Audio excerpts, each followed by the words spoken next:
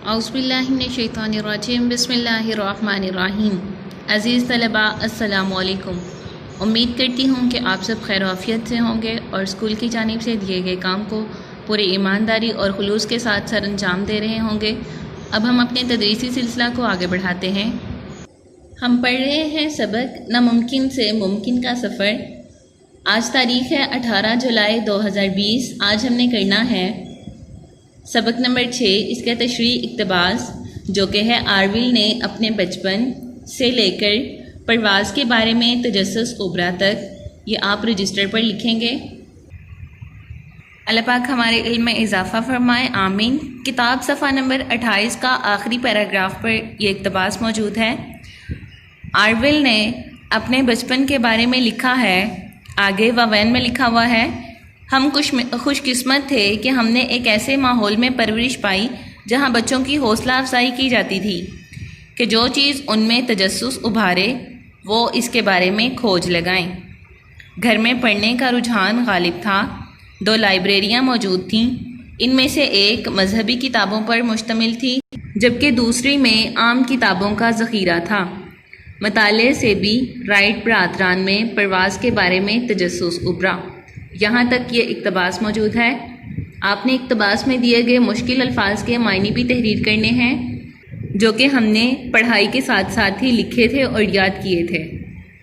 اقتباس کی تشریح کا طریقہ کار میں نے آپ کو پہلے بھی بتا دیا کہ اگر تو سوال میں موجود ہے کہ سیاق و سباق اور حوالہ متن کے ساتھ مشکل الفاظ کے معنی اور پیراگراف کی تشریح کریں، اگر تو یہ سوال میں موجود ہے، پھر آپ نے لکھنا ہے۔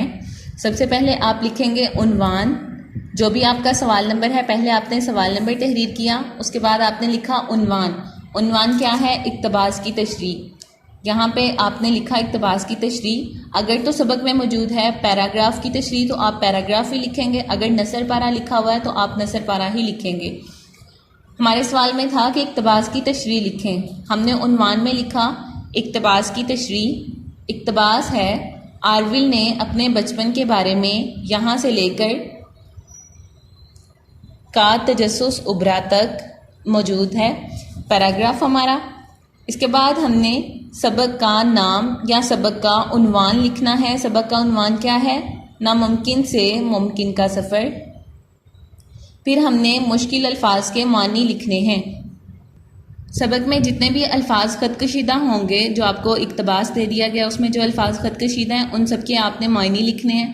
چونکہ یہ ہمارا سوال پراپرلی موجود نہیں تھا، اس میں پیراگراف موجود نہیں تھا، اس لیے ہم نے اپنے طور پر مشکل الفاظ کے معنی لکھے۔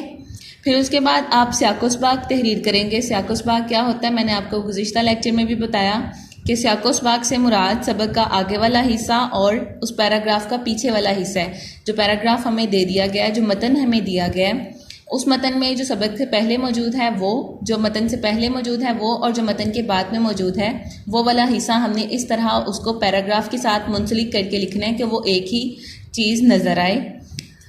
اگر تو سوال میں موجود ہے کہ سیاق و سباق لکھیں، پھر آپ الگ سے اس کی ہیڈنگ دے کے پھر سیاق و سباق لکھیں گے۔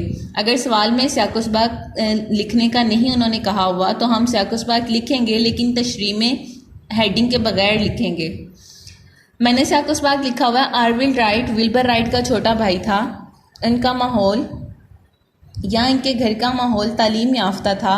والدہ کالج کی تعلیم یافتہ خاتون تھیں اور والد ایک پادری تھے۔ ان کے ہاں بچوں کی بہت حوصلہ افزائی کی جاتی تھی۔ گھر میں کتابوں کا ذخیرہ موجود تھا۔ 1878 میں ملٹن رائٹ اپنے بیٹوں کے لیے ایک کھلونا لایا جو کہ ہیلی کاپٹر تھا۔ اس کا سائز ایک انسانی ہاتھ کے برابر تھا۔ دونوں بھائی اس کے ساتھ کھیلتے تھے۔ یہ کھیل ان کو بہت بھایا۔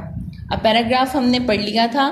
جو پیراگراف ہم اقتباس کی تشریح کے لیے ہمیں دیا گیا وہ تشریح آپ نے خود کرنی ہے، جس میں مشکل الفاظ کی تشریح میں معنی استعمال کریں گے۔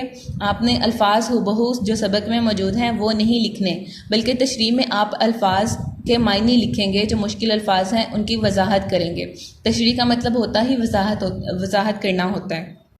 اس سوال کے 5 نمبر ہوتے ہیں۔ 5 نمبر کے حساب سے آپ نے اقتباس کی تشریح اس ڈیٹیل سے کرنی ہے کہ وہ سوال جو ہے اچھی طرح واضح ہو جائے۔